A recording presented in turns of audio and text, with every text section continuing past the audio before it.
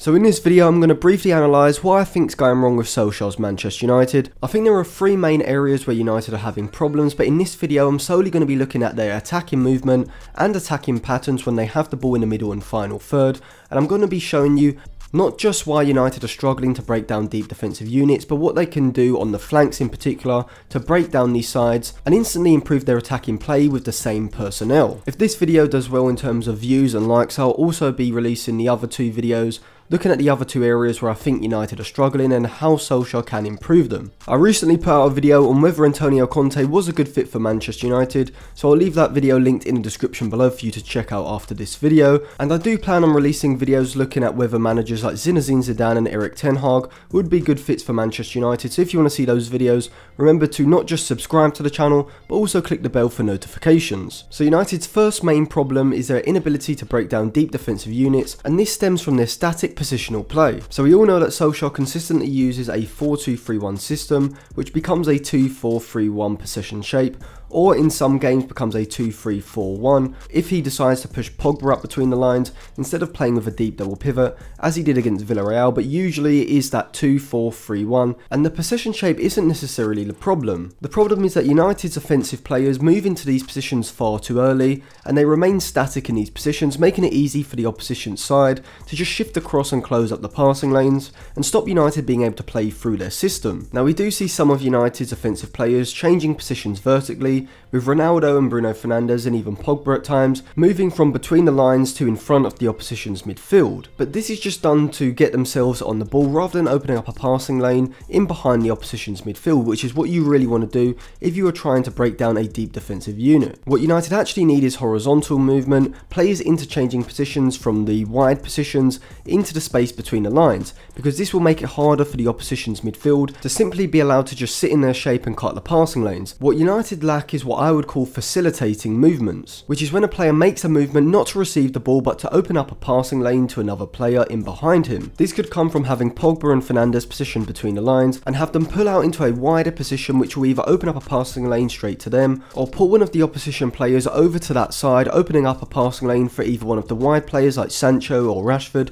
to move into, or the centre forward to drop into, and United don't do this enough. It seems like Solskjaer is solely reliant on only having certain players positioned between the lines, but what you want is a system like Manchester City's where it's very fluid and you can have one of maybe 4 or 5 players drifting into those positions, which makes your attacking patterns more unpredictable and makes it harder for the opposition side to just sit in their defensive shape and cut off those passing lanes into the half spaces. Against sides like Villarreal and Everton who sit in a 4-4-2 defensive shape, United need to be trying to shift players around rather than solely relying on players' individual ability on the ball to break down the opposition side. You need to be dragging players around, trying to create space for yourself, rather just relying on individual creativity. United's interplay on the flanks also needs massive work. Opposition sides may as well start calling United's flanks Switzerland because it seems to be a safe zone. Teams sit narrow and stop United playing through the centre of the pitch and simply force them out to their fullbacks where their play is predictable. Shaw's individual dribbling ability and forward passing can sometimes progress the ball for United, but on the right side, Wan-Bissaka simply dribbles forward a bit, sees there's not many options available and turns back to play back to the central midfielders. I won't go into how exactly I would use United's fullbacks, as I will be doing a whole video looking at what I would do if I was Manchester United manager,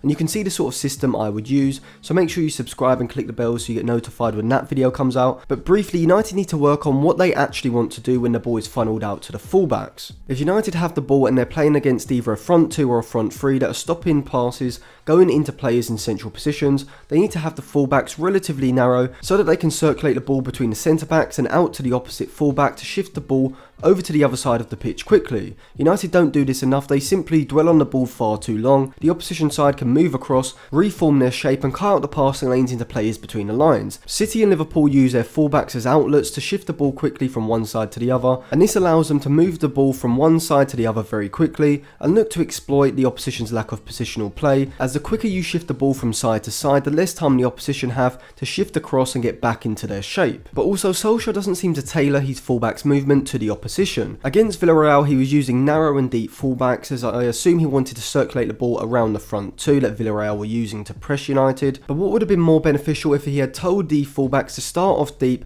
and then push forward wide and high, and this would have dragged Villarreal's wide midfielders backwards, creating either a back 5 or a back 6, and this would have created space either side of Parejo and Capoue for players like Fernandes and Pogba to move into, and this is exactly what I was talking about in terms of creating your own space between the lines rather than just solely relying on individual brilliance. You've got to drag the opposition's defensive unit into the shape that you want rather than solely allowing them to sit in the shape that they want and carve the passing lanes and stop you being able to play through where you want to play. If you watch my analysis of that Manchester United Villarreal game, which I will leave in the eye above and in the description below, you'll see how easy it was for Villarreal's midfield to sit narrow and deep and create a vertically compact system which cuts off the space between the lines for players like Fernandes and Pogba. When United move into the final third, they also have a lack of interplay down the flanks as well. Yes, we do see Shaw and Wan-Bissaka overlapping the wide players sometimes, but it's very predictable. What you effectively want in the flanks is a 3-player system. You want one player holding the width to drag the fullback out wide, you want one player sitting between the lines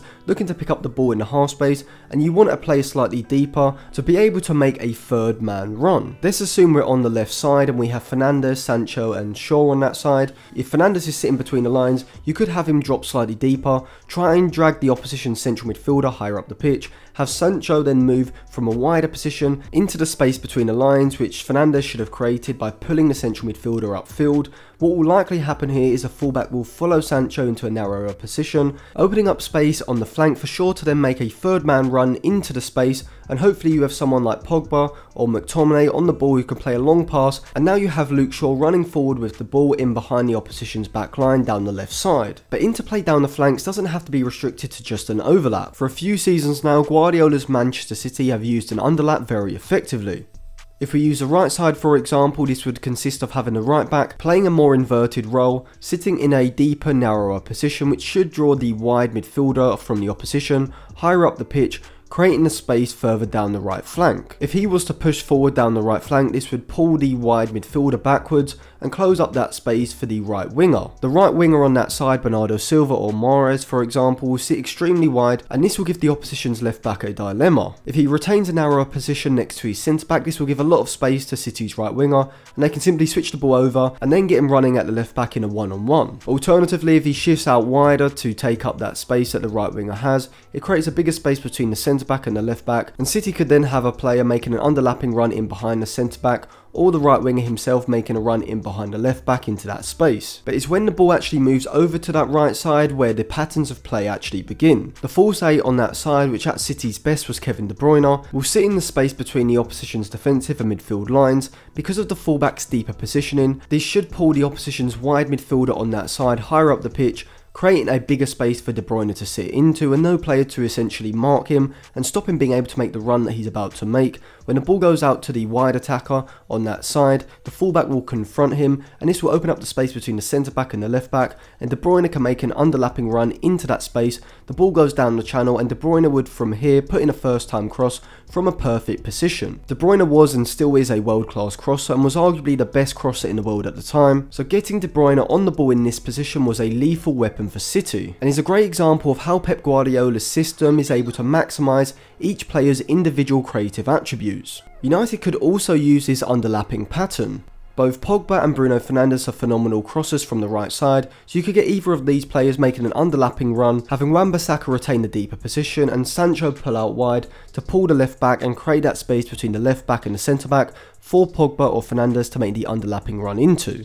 You could also do the same on the left side with maybe Shaw being the player to make the underlapping run, and maybe McTominay or Fred on that side being the player to sit deeper and draw the opposition's wide midfielder on that side out of that position. Having players like Shaw, Pogba and Fernandes in these crossing positions would be extremely valuable, particularly with players like Cavani and Ronaldo in the box to take advantage. Now obviously you can't rely on one sole pattern to break down each opposition side, you have to tailor it to that defensive system that you're coming up against. But having more patterns of play and more systems to open up space between the lines of the opposition system is only going to help Solskjaer break down these deep defensive units, as if you look at the games where United really struggle is against these sides like Newcastle, Wolves, Everton, Villarreal, who sit behind the ball and remain vertically compact. And this is why this season Solskjaer is over-relying on individual brilliance at the end of games to win United the game, rather than being able to tear sides apart with specific attacking patterns. This also shows why formations and systems aren't really that much for concern. It's more about what you do in that system. You could have one 4-2-3-1 that completely opens up the opposition side, and one that struggles to get the ball in between the lines because they have different attacking patterns, which all comes from training ground work and from the manager as a whole. So thank you for watching. If you enjoyed that video, remember to check out my other videos, including my Antonio Conte Manchester United video,